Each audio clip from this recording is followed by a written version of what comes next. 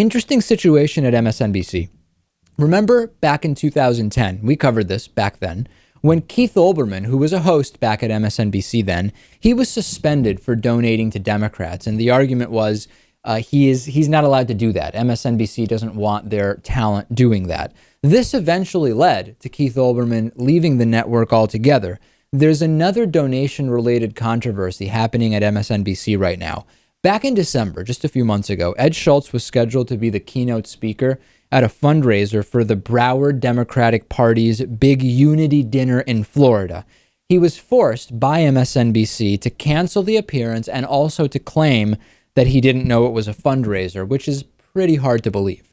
At the same time, Republican Joe Scarborough, also a host on MSNBC, he hosts the show Morning Joe, is being allowed to deliver a keynote address for Cheshire County Republican Lincoln Day dinner in New Hampshire in May. This is a fundraiser that costs $50 per person. All of the money goes to the Republican Party. MSNBC has been asked to comment on why there is an apparent discrepancy or double standard here. They have not commented as recently as an hour ago when I finished looking for information on the story.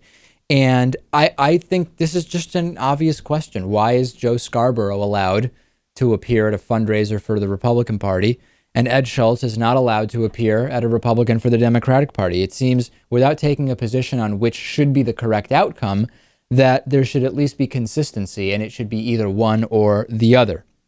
Some are saying that this is yet another piece of MSNBC's trouble. Politico's Dylan Byers says that MSNBC had a ratings problem in 2013, that they had a revenue problem in 2013. At the same time, the first quarter numbers for 2014 are pretty good for MSNBC.